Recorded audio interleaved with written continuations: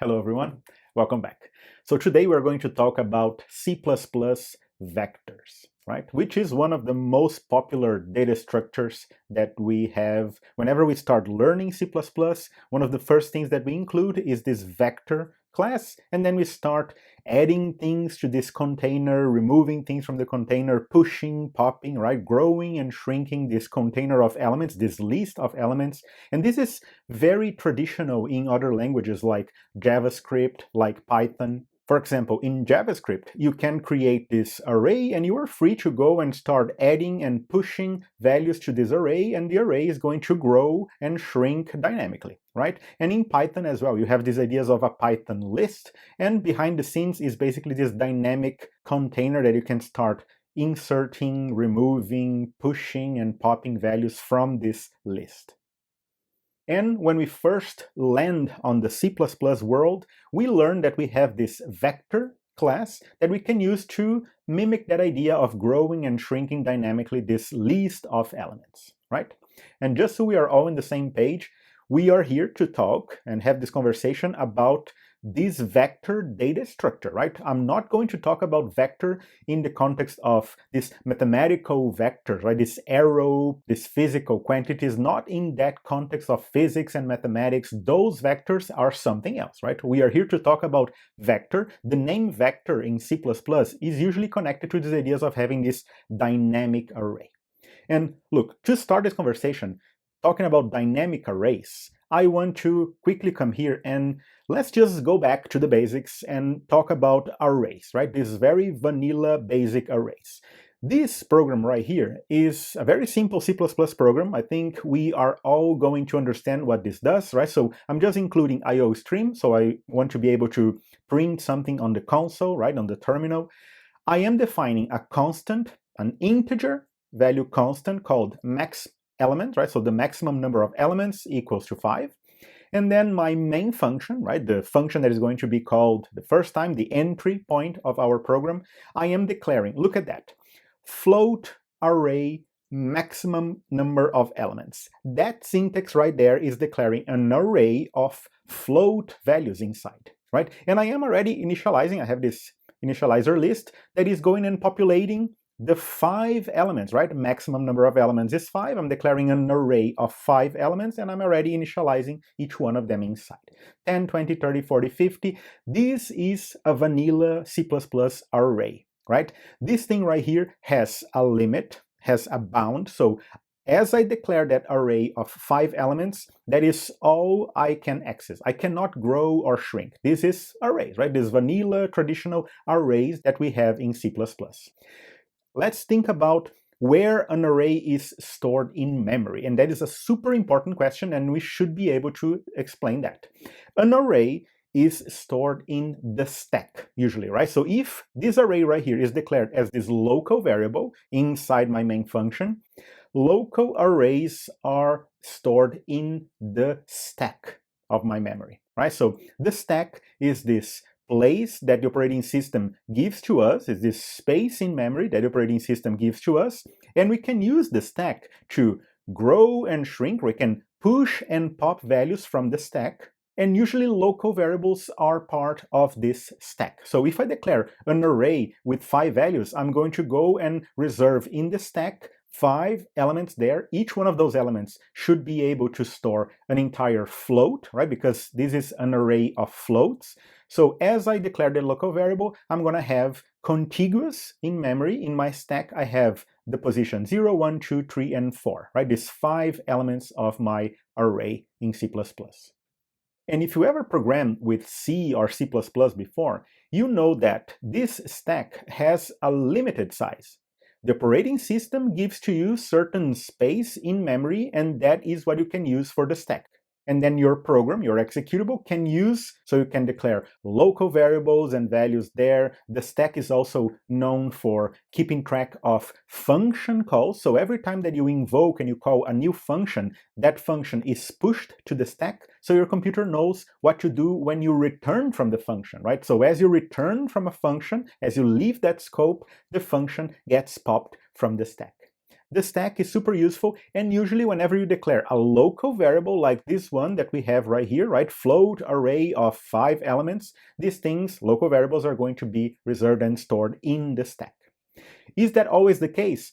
Not really, right? Some special cases, if this thing was a global variable or some special situations, you will see that sometimes your program has a segment in the executable, right? As you have the binary of your program, as you compile and you have the executable, your .exe, let's say, you have a space, you have a segment in that binary called the data segment or the BSS segment. Sometimes you will have global variables and other important storage information in this data segment, okay? But in our case, since this thing is a local variable, local arrays are stored in the stack of my memory. This thing is going to be stored in the stack, all right?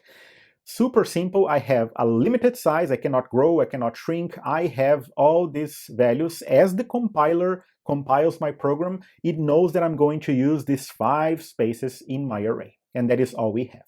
And this is just a for loop that I'm looping from 0 until maximum number of elements, I++, just printing out the array at that position is that value.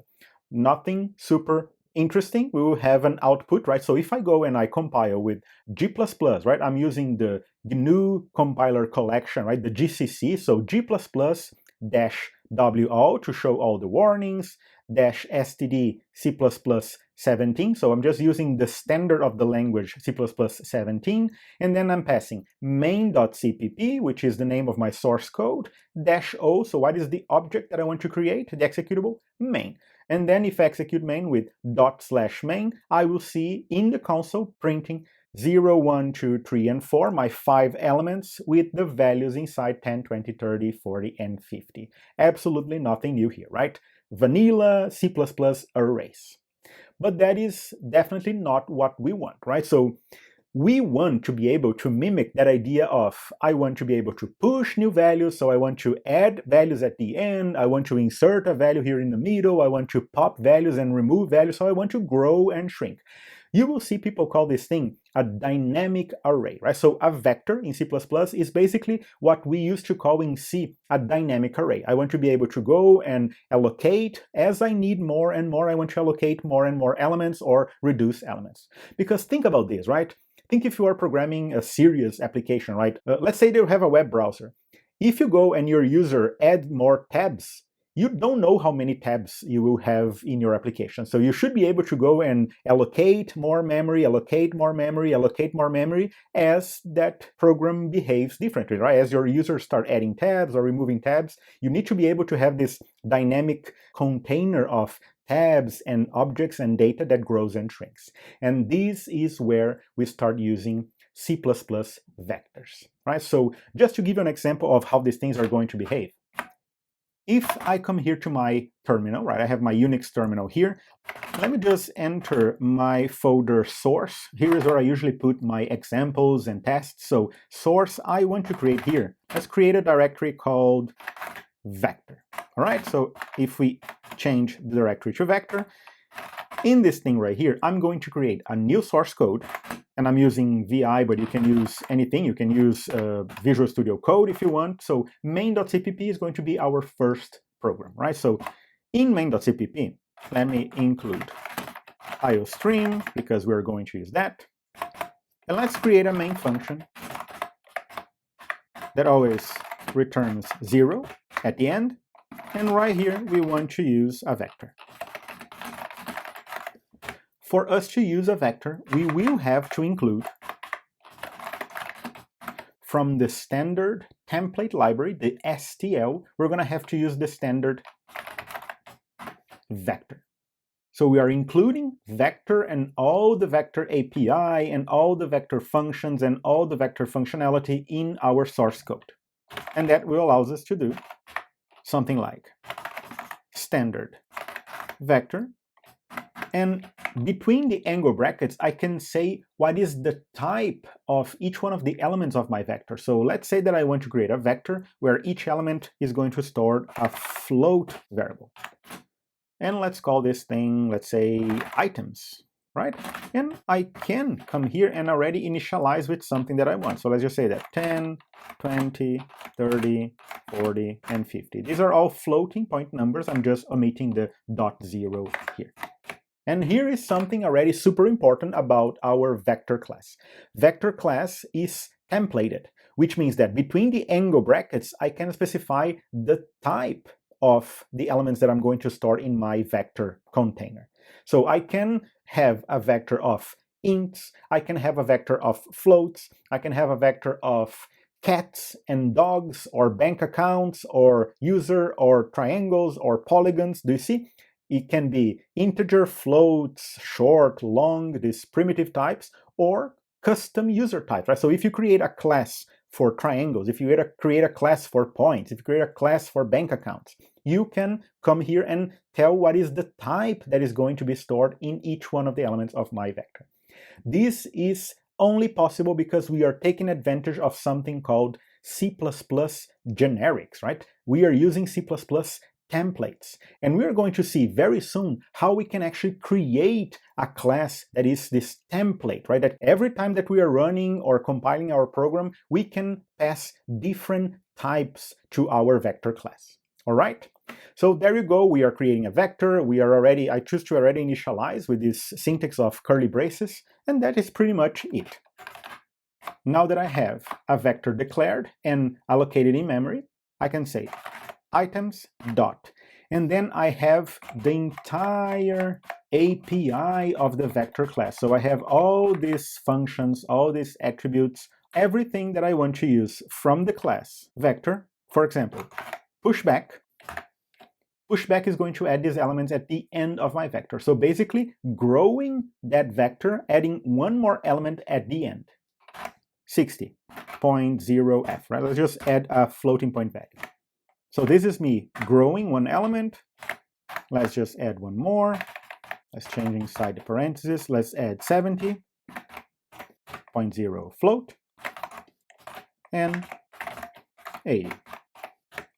And if I want, items.PopBack to remove the last one, just to show that we can do that, right? So do you see? Painless, super easy. I can grow, add one more, add one more, add one more, and remove the last one that I just added. So using these super handy functions, pushback, popback, and I have several other functions, right? I have a function .front to get the first element, .back to get the last element. We're going to explore these options very soon. And it is no surprise that I can iterate, I can loop all the elements of my vector. How do I get the last element of my vector? I have items.size, right? So this is a method that I call. It will return the size, how many elements I have stored in my array. So I loop all these things, and I++, that should do the job. Cout. Let's print on the console items at position I is equal to items at position I. So this is how I go and I fetch the value at that index from my vector. I can use this notation, or I can actually use .at, which is basically the same thing. And let me just add an end line so we can see something on the screen. Very well. So if I save everything, and let me just quit, let me just go ahead and compile this thing. So G++ compiler -w_all to show all the warnings, standard C++17 just because, and then I want to compile main.cpp, and I want to generate something. Let's just create an executable called app, right? I like app. This is going to be the binary, the executable of our code. Beautiful. In Unix, no output is good news. If I list all my files, I have now an app, which I know that it is an executable, so I can just say /Unix execute this file from this current directory called app. We have all our elements 10, 20, 30, 40, and 50, plus the 60 that we added, plus the 70 that we added, and we just popped the 80 from the vector, so that is all we have at the end. So this is the 101 source code that you can create using the vector class that we are including here and using, right? You see, we can grow and we can shrink the elements as we want. So for us to use vector is super simple. We can basically just use it as this kind of black box that does the thing for us, right? If you are a programmer that just wants to be productive, and if you are happy with these ideas of pig goes in, sausage goes out, and that is all you really want from your programming language, then this should be enough. You can go online, look at the documentation, look at the functions that you can access, look at the whole API, understand what are the functions that you can invoke, what are the properties that you can use from vectors, and you will be productive. You can use vectors in your C++ code every day, and that is it, right? That is all fine. But I do know my audience, and I know that if you take classes with me, you want to understand how the sausage is made, right? That is, we want to kind of open this black box. And look, there are several questions that we need to answer here, right? So how does a vector really works under the hood? How can we use these things and grow dynamically and shrink dynamically? And I want to take a look at this, right? I want to kind of open this black box.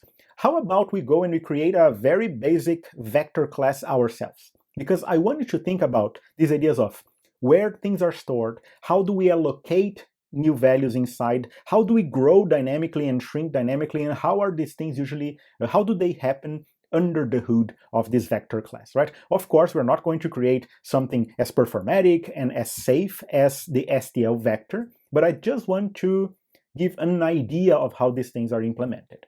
Does that sound like a plan?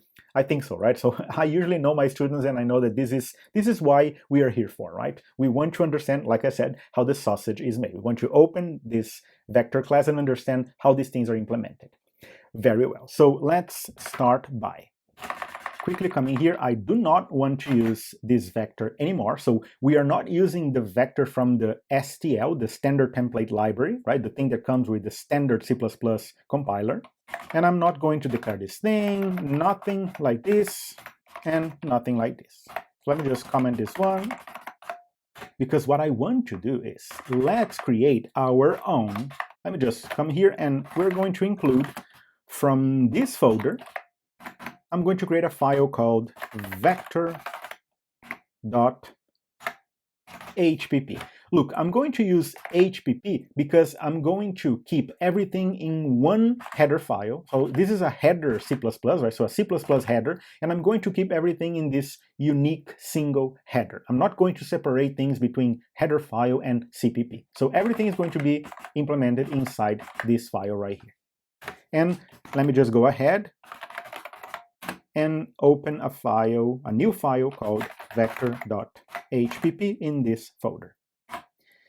And every time that we create a new header file, I like to use my protection guards.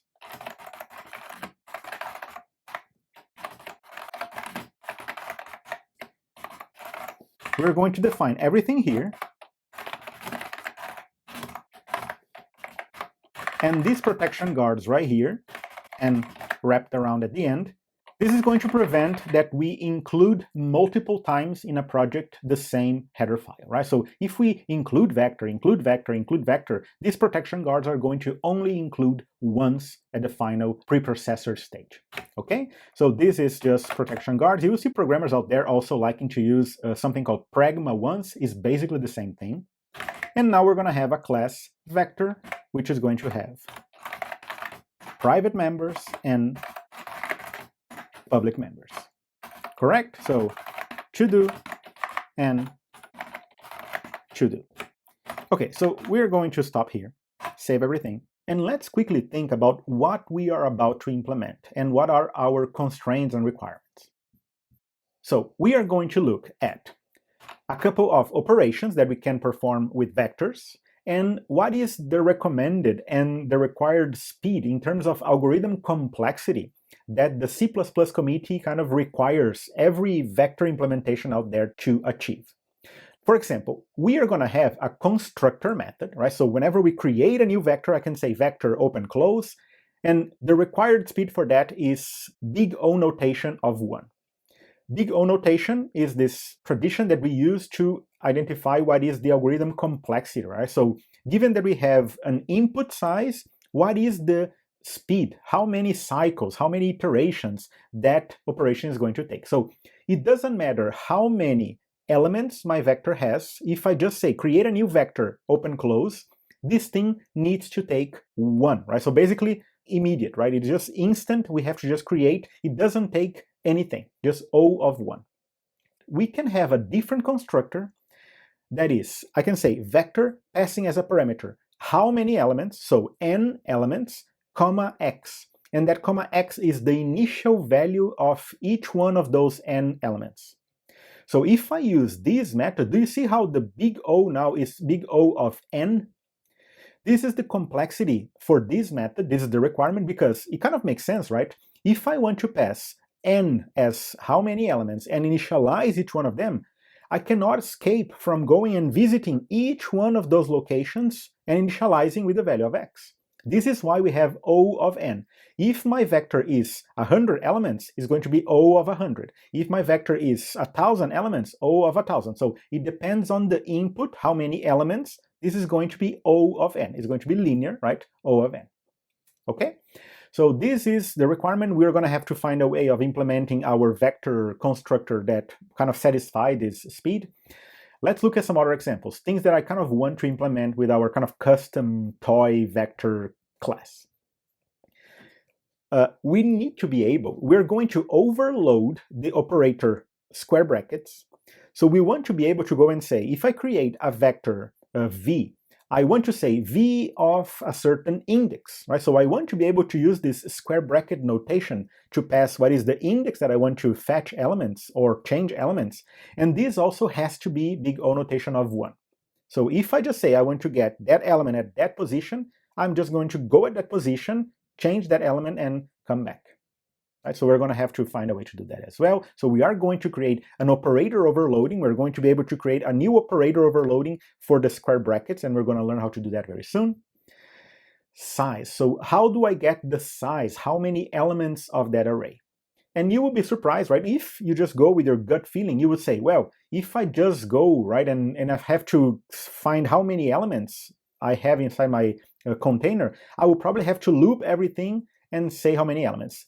That is not the case. We are going to have to keep track of that size, and that is going to have to be O of 1. So if I say size, I have to have that size already stored to just have just in one instruction. I don't need to loop everything. Right? So O of 1, that is a requirement as well.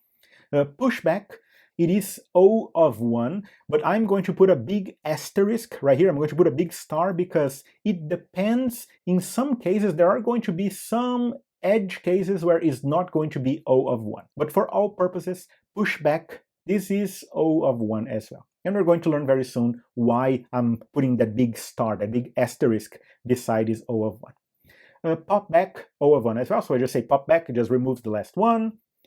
And then insert, right? So there is this thing called insert that I can insert a certain element at a certain index. This is O of the size, so how many elements I actually have stored. We're going to look at this very soon. Erase, so erase is an operation that I can say erase this index, right? So I can erase at the middle if I want, so that is O of size as well. In the worst case scenario, right? All these big O notations are the worst case scenario. The worst case scenario, I have to go and loop all the number of elements inside the O of size. And I think the last ones that I kind of want to implement as well is kind of front and back, which just returns the first element of the vector and the last element of the vector. So O of 1, this is not a surprise for me, right? Just getting the first, getting the last. We can just go to position 0, position size -1. We're going to learn how to do that very soon. Right, so this is kind of the requirement. If you want to implement, kind of create your own custom vector class, this is what the committee requires. So we are going to go and we're going to try to implement something similar to this, right? Some very basic elements, right, from the vector class in our code. So if we go back, we're going to start thinking about what is private and what is public from our vector class. But before I do anything, I have to remember that the class vector is a templated class, which means that my entire class vector is going to be a template where between angle brackets I pass the type name, and I'm going to call this type name uppercase t, right? This is very common in the C++ world. Whenever we want to define this template and we have this generics, right? This t type, it can be int, it can be float, it can be cat, it can be dog, it can be bank account, it can be triangle, polygon, whatever is the type that you are passing between angle brackets. Whenever we are implementing our functions and our member variables, we are going to refer to that type as uppercase T. So just an example, if you have a public method, PushBack, that we're going to create, right? So it's going to be a void function, PushBack.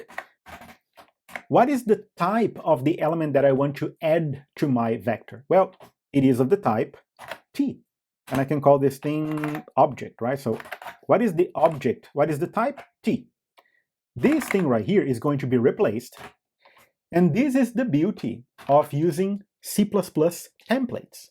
I can just write once, and whenever we are trying to add a vector of ints, or a vector of floats, or a vector of triangles, or a vector of enemies, or a vector of particles, whatever it is, this t right here is going to be replaced, right? So if it is int, this is going to be int. If it is float, it's going to be float. If it is enemies, it's going to be enemy, right? So regardless of the type that I'm kind of passing between angle brackets, this is what happens with the template, right? This whole generics. It is generic for any type that I want. I am able to go and use this template, and this vector is going to work with any type, right? Theoretically.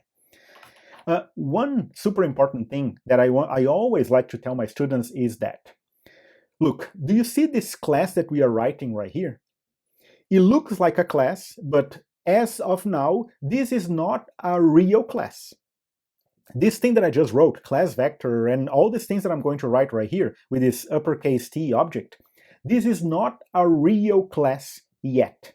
It is going to become a class when the compiler passes here and starts translating everything with the type that I am using. So if I am creating a vector of floats, the compiler, the preprocessor, the compiler, and the linker, they are going to come and translate everything and generate a final class with floats. That is what happens whenever we use a template in C++. So always remember, this thing that you're seeing right here, it is not a real class yet. It will become a class when the compiler passes and start translating all those things, replacing the T with the actual type that you passed, right? So this is super important. I always like to tell my students that this thing is a blueprint, right? It is just a placeholder. It is a blueprint, a guide to what the actual final class is going to look like. And then it basically just goes and replaces this T with the actual type that you are using in your code, right? If you were kind of programming with C, we used to achieve something similar by using macros, right? So you have a macro, then the macro goes and the preprocessor of the C language replaced everything by the macro, and you kind of could achieve something similar, but in our case, C++ has templates and we can use that to our benefit. Very well. So we're going to have a pushback very soon where we're going to pass a type T. And actually, if we are thinking about this, it doesn't even have to be T by value. I can pass T by reference, right? So I can only pass a little pointer, a reference to that object, so I don't have to pass the entire object. I just pass the address of that object to be added. Is a lot cheaper for our computer to just pass the memory position, right? The reference of that object. Right.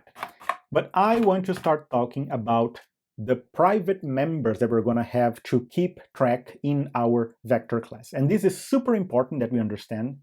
What are we actually trying to store with our vector class?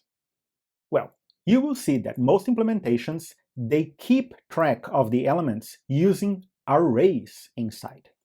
So even though I am using a vector class, the internal elements of my vector, we are going to use arrays to store them.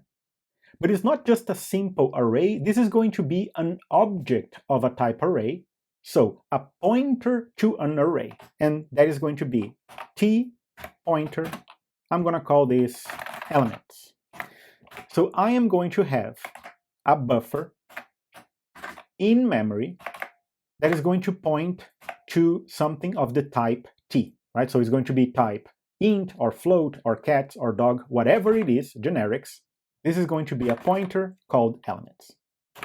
And besides the elements, you will see that it is customary, and we're going to do that as well. We're going to keep track of the size of that vector and also the capacity of that vector. Understanding these three members right here is one of the most important things for us to understand how vectors really work under the hood. So let's just quickly look at one example here. Let's just say that we have a vector that has 8 elements inside, right? Actual values inside. The capacity is different than the size. The capacity means how much memory do we have allocated, right? So how many empty spaces we can use from this container. This is the capacity. So in our example, we have a capacity of 10, but we have a size currently of 8 elements.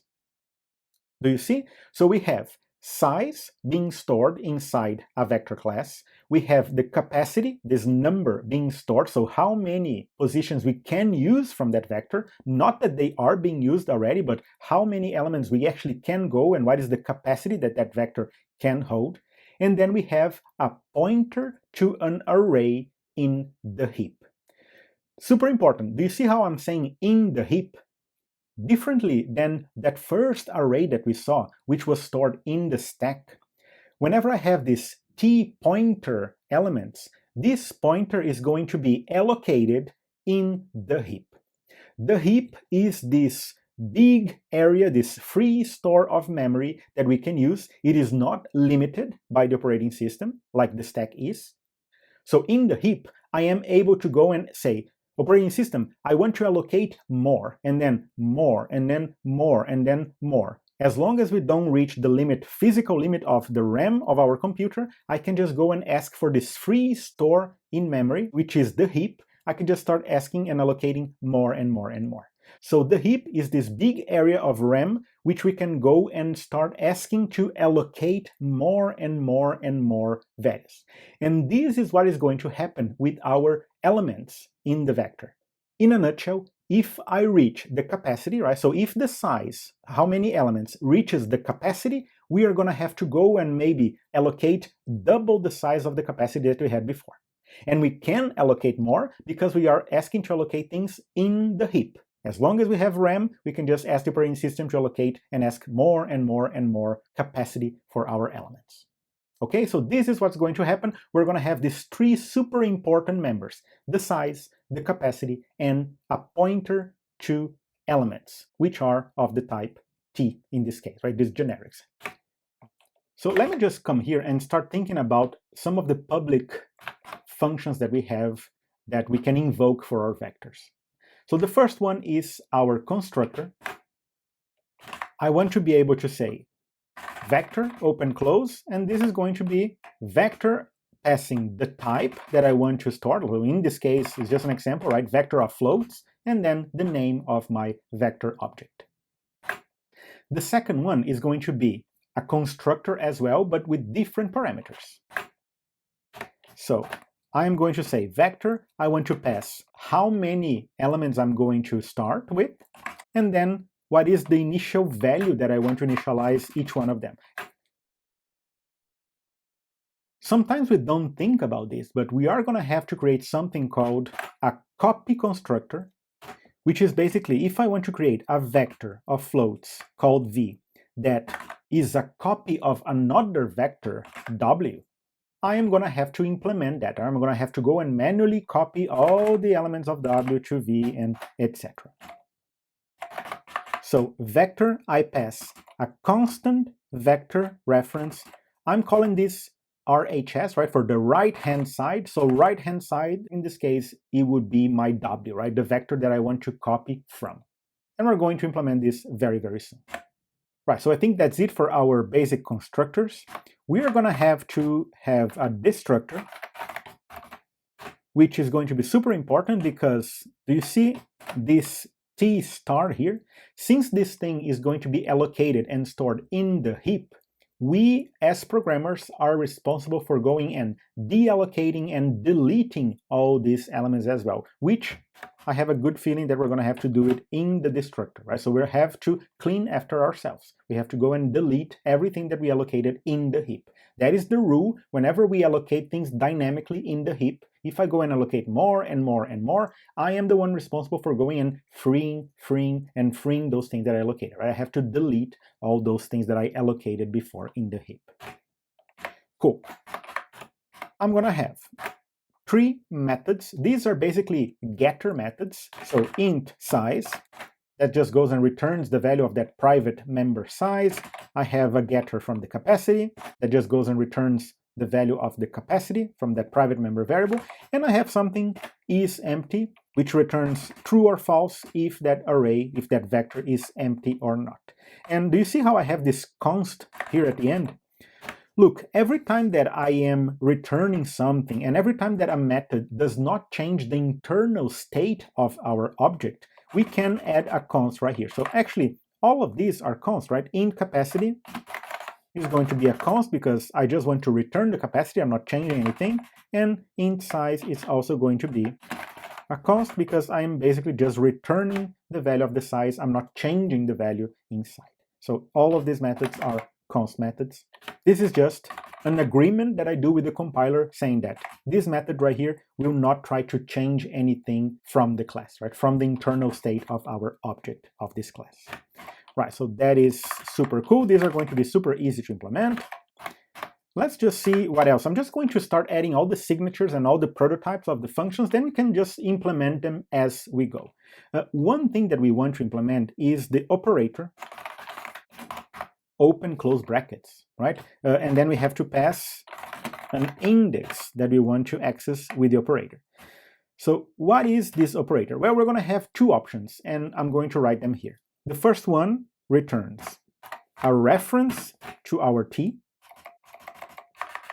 So this is going to return a t reference, is going to be an overload of the operator square brackets, passing an index.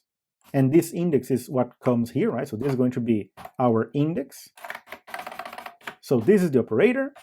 But if we are overloading the operator square brackets, we actually need to usually implement 2 times, one without const and the other one with const type operator. Open close brackets, passing an index, and const. That is not going to modify. Gustavo, why did we have to declare 2 times the operator square brackets? Because these things behave differently. This one that doesn't have a const, we can use for things like v of I equals to x. And this one that has a const, x equals to v of I. Do you see how this thing right here will have to modify that element at that index position, I? And this one just reads and doesn't modify anything, so this can be const. So this is why you will see most times whenever we have to overload this operator square brackets, I am going to have a non-const square brackets and a const square brackets for these 2 different scenarios, right? One of them is going to actually go and modify, so it cannot be const, and the other one, since I'm basically just reading and returning the value, this can be const, and the compiler knows exactly which one to call for each type of our call.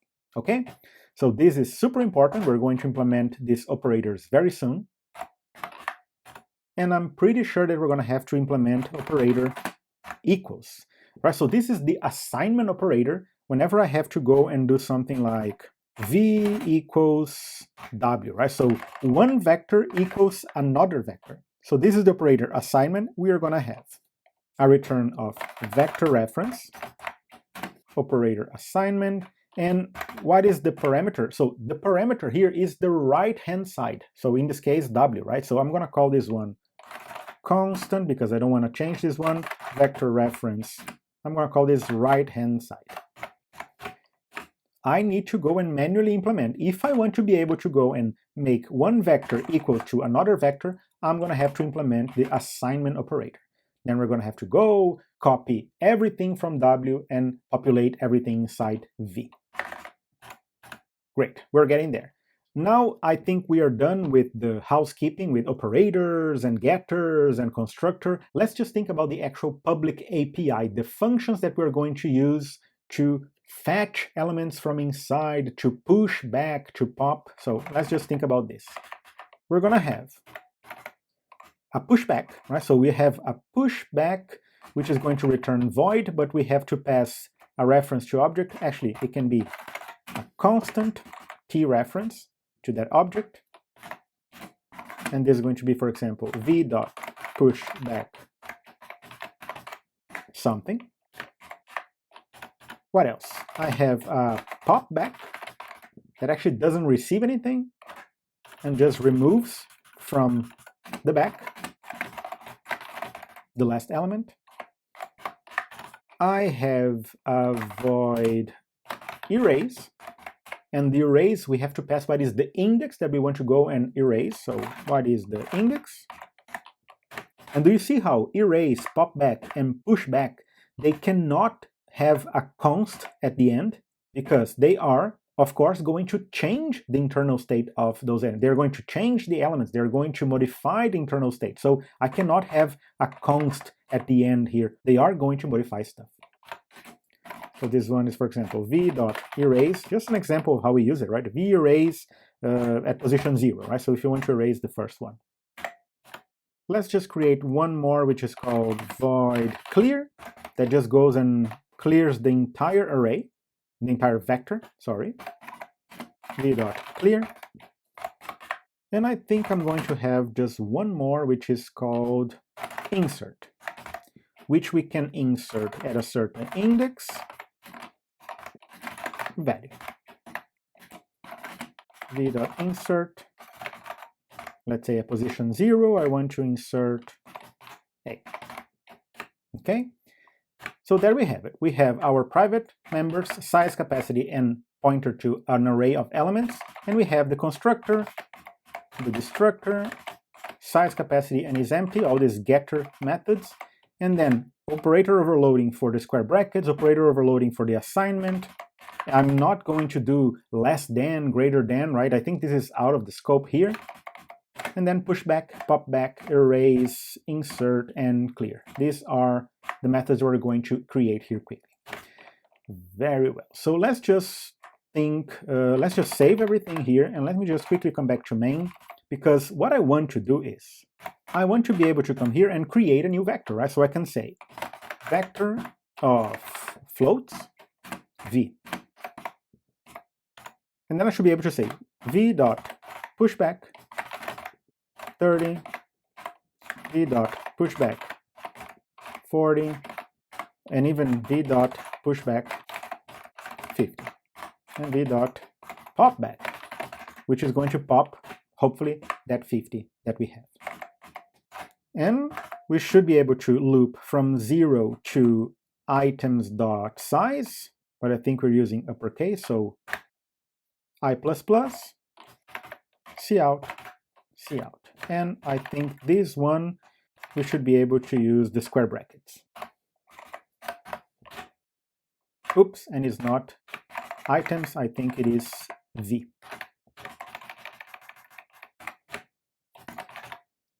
Cool. Let's see about implementation. Right? We have to start implementing these things. Right, so vector. How do we create our vector constructor? Well, I would say that the size starts with 0, right? So we don't have anything inside. Capacity. Now, here we have to think about what is the initial capacity. Let's just say that this is going to have, let's just create a little constant here. Default vector size. And this thing right here is going to be, let's say, 10.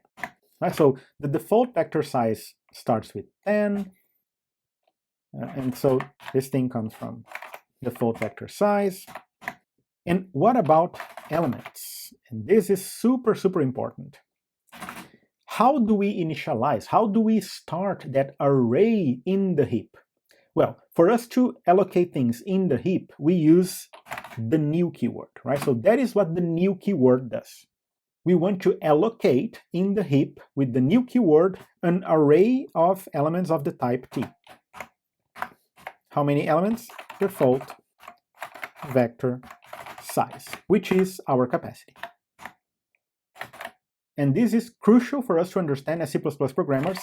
Since I have a pointer to t, this is what the new keyword returns, right? It tries to allocate space in the heap and returns a pointer to that object in the heap. That is why this element is a pointer to t objects in the heap. This is courtesy of the new keyword. I always tell my students that whenever we see the new keyword in C++, it is almost like if you come from C programming, this is equivalent to malloc. Remember, so it's almost like we do a malloc to allocate things on the heap, but also we call the constructor. So the new keyword is basically the combination of two things, malloc and call the constructor of that type. Right? So this is usually how I kind of like to see new coming from C, right? Since I'm mostly a C programmer, this is how I usually like to look at the new. But the important thing is, new is going to create and allocate a new object in the heap, right? That free store of memory, and return a pointer. That is why we have this t pointer right here, right? Super, super important information. And as always, let me just go ahead and say that as we are allocating a new array of 10 elements of type t in our destructor, we have to delete the entire array elements. If I am using new to allocate things on the heap, I am required to remember to free those heap allocated variables. And this syntax right here, delete, open, close, is going to remove all the elements of my array. Following the same principle, you can look at the delete keyword in C++, almost like, right, if you're coming from C, it's almost like a call of free, to free that thing that was allocated on the heap, and also the destructor, right? So we call the destructor and free those things using the delete keyword. In this case, delete, open, close brackets, because this is an array, right? This is how C++ works with these things. Okay, let's just go ahead and complete all the other ones here. If we have to implement this second constructor, which receives how many elements in n and the type of the value that we want to initialize, well, this should be easy, right? We know that the size is n, and let's just make a judgment call that the capacity is going to start with the n times 2, so double the size. So we start with n elements, but we allocate twice the size, right? So we can grow twice that size, so n times 2. And you will see that that is usually what programmers do. In this case of dynamic arrays, we always double the size as we reach the capacity. And my elements, I have to new capacity, correct? So I have to allocate 2 times the size. And since we are passing a default value, right, on the second parameter to initialize, I cannot escape from looping everything. I less than the size. Elements at this position equals to the value that I pass as a parameter, right? So initializing all of them with this value, second parameter. Cool. Let me just skip these ones, and I want to work with the, let me just go ahead and look at this operator overloading, because I think they're going to be important for us. So, to overload the operator, open, close brackets, passing an index, how do I deal with this? This is going to be super simple, right? All I have to do is return the elements array at position index, and that should do the job. And same thing with this const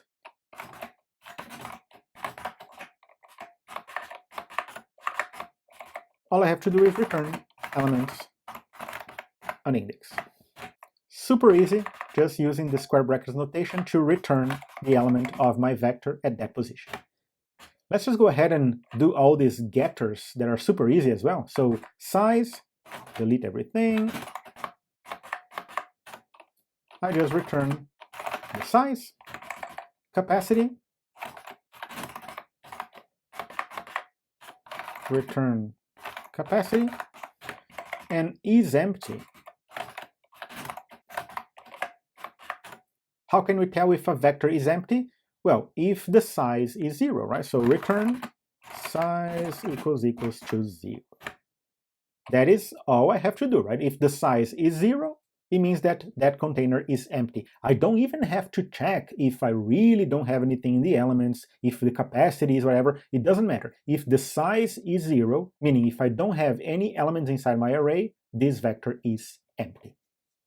Super cool. And let's just go ahead and finish this last constructor, which is the copy constructor, right? So if I have two vectors and I want to make the one on the left equals to the right-hand side,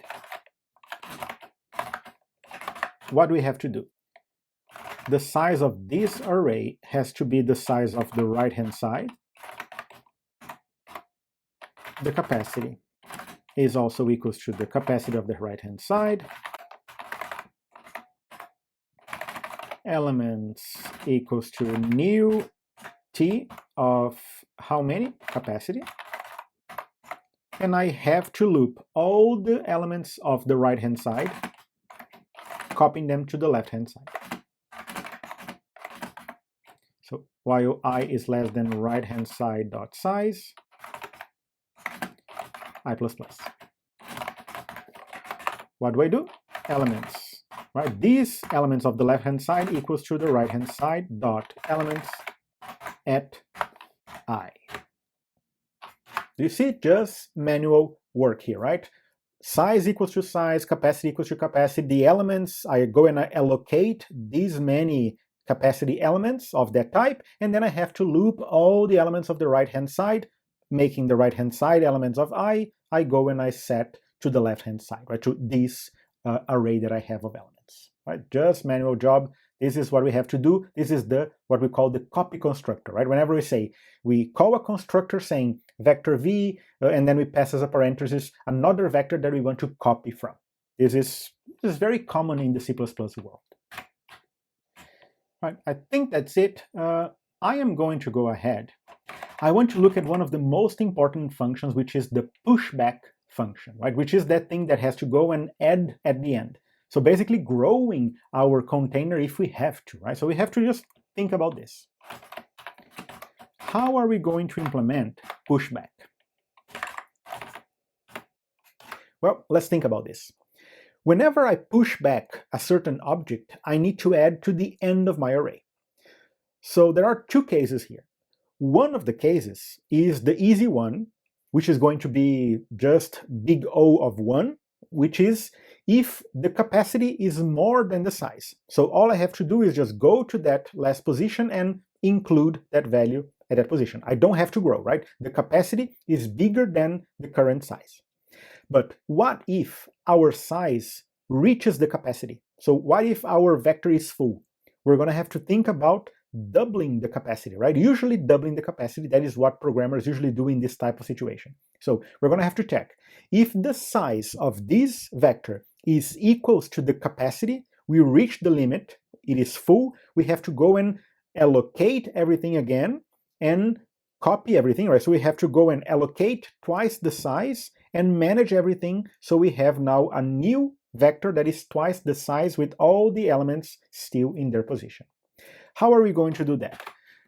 Now, I'm going to start by saying, if the size is equal to the capacity, meaning if our vector is full, I'm going to create a new array with 2 times the original capacity, and we're going to copy all the elements of the original array to the new array. Right, so let's just think about this. This one, if I'm going to create a new array with 2 times the original capacity, this is going to be t-pointer, let's just call this new array.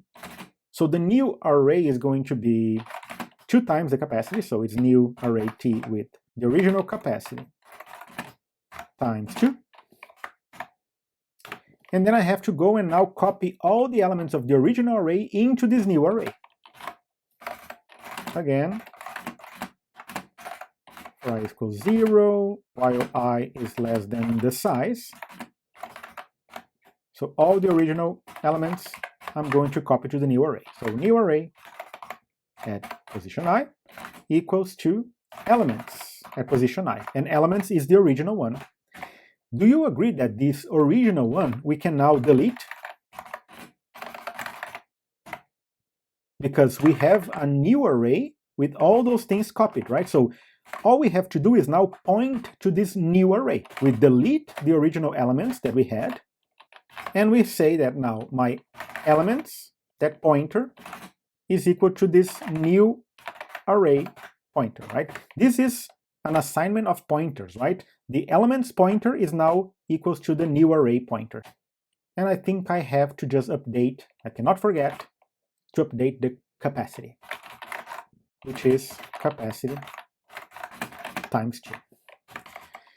Right, so as soon as I did this, right, so if our size is equal to the capacity, if we reach the full, we create a new array with 2 times the original capacity. We go and we copy all the elements from the original elements array to the new array, done, and then we delete the elements, and then we swap elements is now pointing to the new array that has all these elements plus twice the capacity, and I'm just changing the capacity to the actual 2 times capacity. And regardless if we reach the size or not, I have to go at that position of elements, so at position size, right, the last one, this is what pushback does, so we have to go to the elements at the last position equals to the object parameter that I have. And of course, size plus plus, because now I have 1 more element inside my array. This right here is where the magic happens, right? So we have, if it is full, we have to go allocate a new array with 2 times the capacity, copy everything over, delete the original, swap the elements with this new array, and then change the capacity for twice the size. But regardless of if we had to allocate again or not, we have to go at that last position of the elements and set to the object parameter, and then of course size plus plus, we have 1 more element. Boom. That means that we have pretty much everything we need to test this pushback, right? So let's just see if our program works. I have a vector of v, pushback 30, 40, 50. Let's see if we see our items inside. Let's compile everything that we have. Beautiful, no errors. Let's see what happens when we run our app. No segmentation fault, no memory corruption. That is good news. We have 3 elements inside our vector, 30, 40, and 50. That is exactly what we have right here. And you know what? Let me just paste, paste, paste, paste, paste, because I think we had an original capacity of 10. As soon as we have 1, 2, 3, 4, 5, 6, 7, 8, 9, 10, right about here, we should be able to reallocate and change the capacity to twice the size. So let me just change this one. Let me just say 99, just to see if we actually see that correctly. And let me just also size v.size, and let's just look at the capacity. v.capacity, and oops, capacity is a method, right?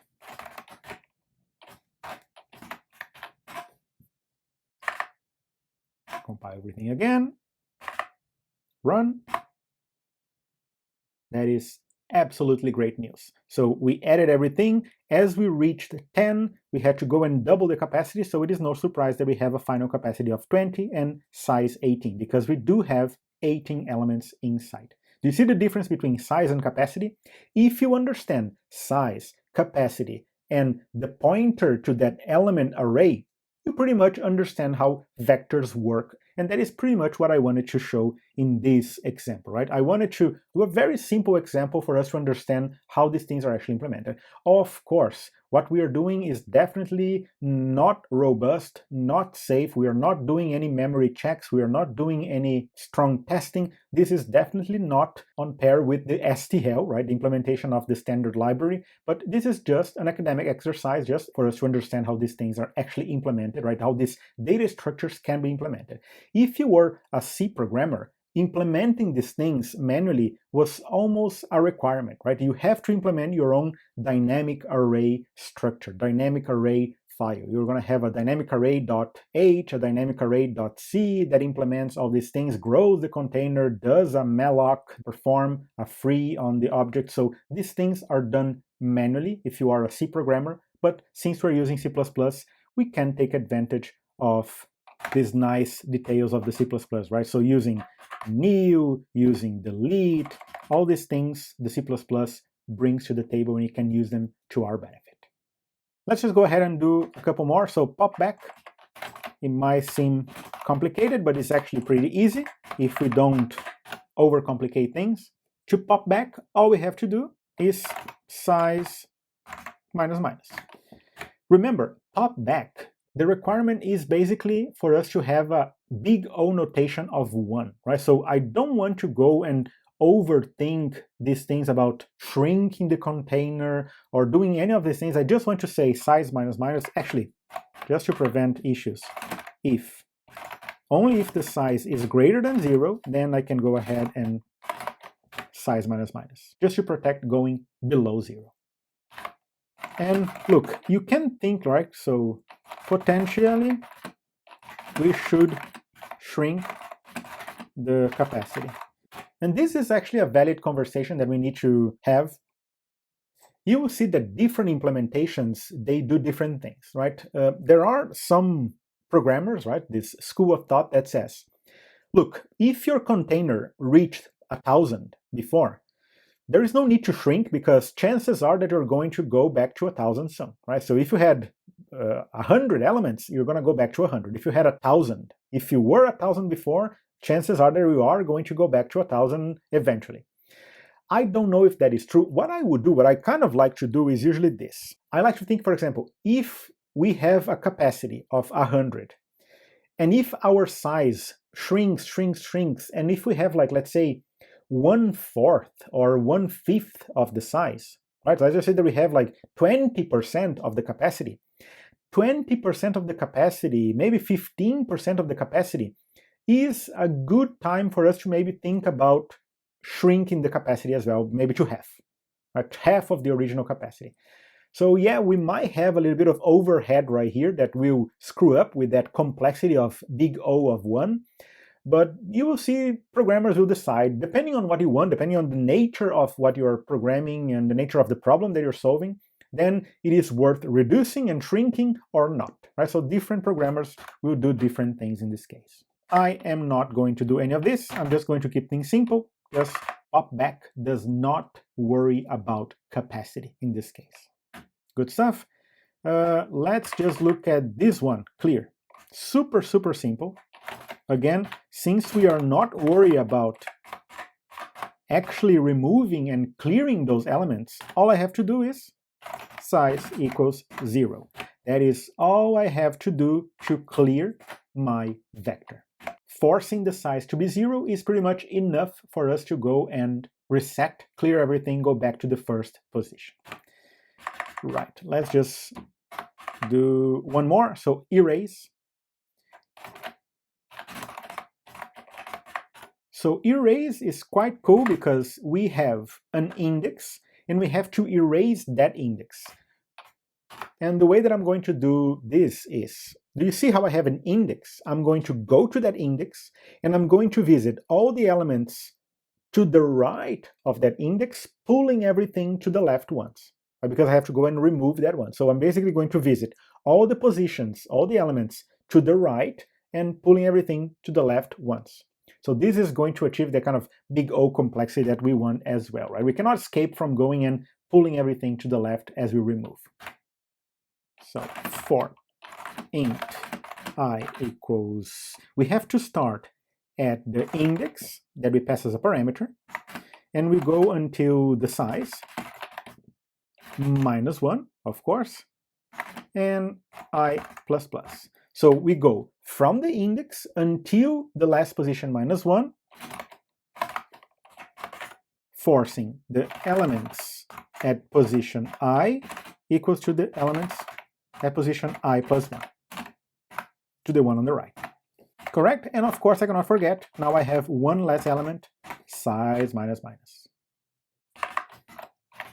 Save, let me just come here to main.cpp, let me just delete a couple of elements, and as soon as we push back 99, let me just v.popBack, so I'm going to remove 99, and let me just do v.erase 0. So I want to erase at position 0, I want to erase the 30, which is this one right here on line 6. Let's see how that behaves. Compiling everything, beautiful, no errors. Running my app. There we go. So we have 40, 50, 30, 30, 30, 30, and then 50, we popped the 90, and we also erased the 30 from index 0. Let me just, instead of 0, let me just remove the 50, which is index 2. So theoretically, it's going to be 30, 40, 30, 30, 30, until 50.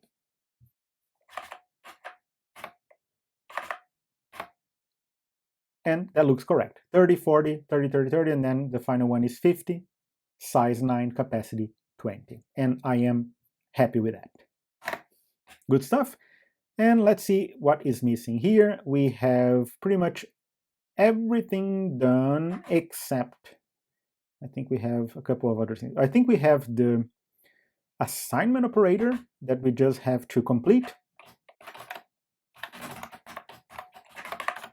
We just have to be careful with a couple of things, because if by any chance the size of the vector on the right, so right-hand size dot size, if this size is greater than my size, right, the vector that I'm trying to copy to, I'm gonna have to allocate more, right? So I'm gonna have to delete the original elements, the original elements array. The capacity now is 2 times the right-hand size dot size, and my elements, they're going to be a new allocation of the capacity, which is twice the size of the array on the right. Correct? But regardless of what happens, I have to loop everything from the right-hand side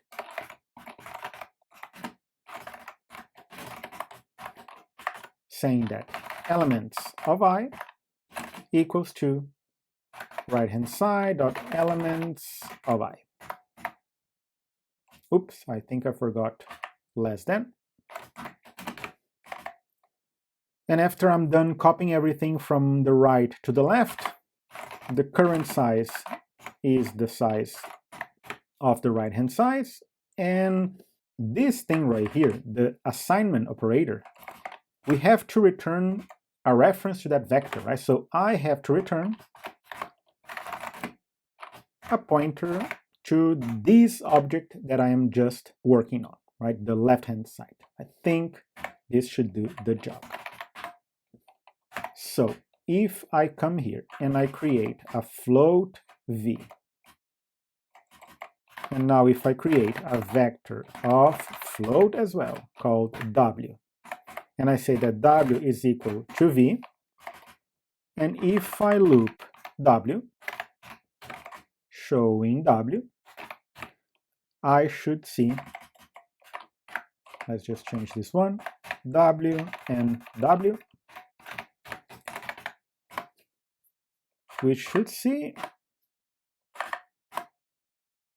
now we are showing the contents of the w vector, which is the result of the assignment operator that we just implemented in our vector class. Now, I think we are pretty much done with what I wanted to cover. I am just going to propose one thing. Do you see this insert right here? I want you to implement this as an exercise, right? So I want you to go and you can actually add in the comments your solution or how you actually imagine the solution for this thing.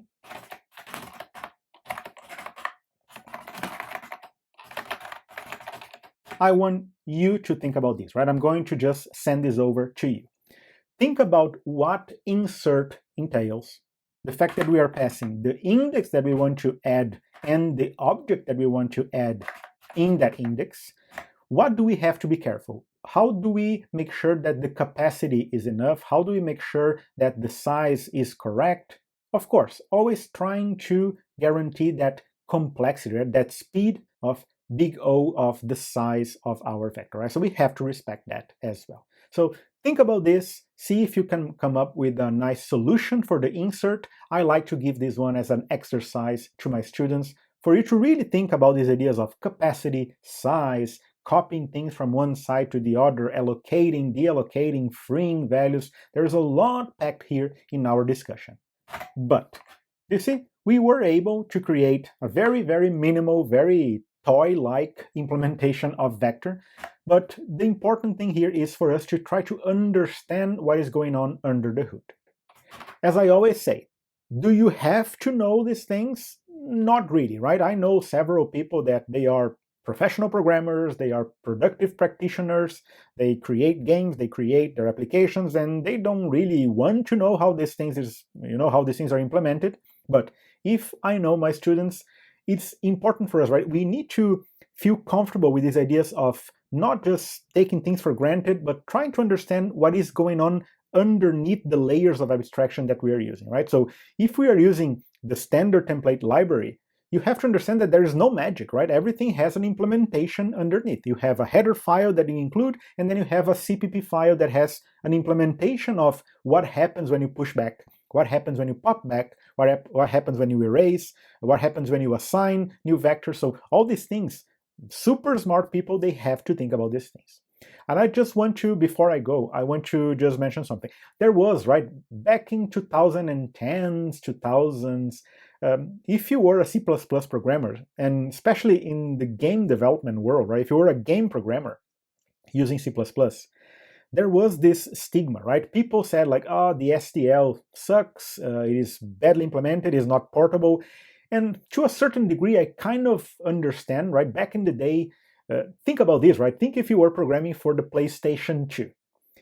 You had, what, 32 megabytes of memory to work with? Actually, even less than that, right? Because Sony, the PlayStation, actually used 8 megabytes of the top of that memory, so you basically just had 24 megabytes to work with.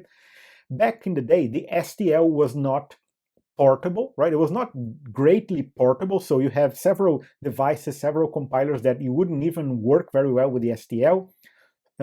So yeah, you would see actually several programmers, several game studios developing their own custom implementation of a vector, their own custom implementation of a linked list. So they would try to not use the STL and they would have their own custom implementation of these things. And back in the day, I kind of understood that claim and the STL, especially by using templates. Templates are super slow to compile most of the time, right? So yeah, there was some arguments by not using the STL and kind of making everything yourself, right? If you were using kind of in a team, if you have your own custom implementation of a dynamic array and all those things, yeah, I understood. Nowadays, saying that the STL is not portable, saying that the STL is not fast enough, I would kind of doubt that claim. Because look, the STL, this is not, the STL, the vector implementation is not something that people write in like 1 hour like we did. This has been evolving and, battle proven for years. So the STL is a great library because look, we haven't done any memory checks. We haven't done any proper testing. We haven't actually stressed our solution. This is, again, just an academic exercise, right? So for us to understand what goes on behind the scenes if you have to really implement something yourself. But now that we suffered a little bit and now that we understand how these things work and we improved our knowledge of C++ and we know how these things work, pointers, allocation, heap, stack, use the STL, right? There's nothing wrong, just go with the STL, everything is there, has been tested, there is no chance of error. So yeah, I know it's weird for me to come here after the end of our implementation and saying Do not use this thing that we just created, use the STL, but that is exactly what I'm going to do, right? Do not use this thing that we just created. This is an academic exercise. Very well. So if you like this type of content, if you want to learn more about C, C++, improve your programming chops, you can always visit picuma.com. I have a series of comprehensive lectures that really explore these details of the C++ language by creating projects with that language, right? So I think that is super useful as well. And do not forget to subscribe to receive more information about the videos that I publish. Thank you. I'll see you soon.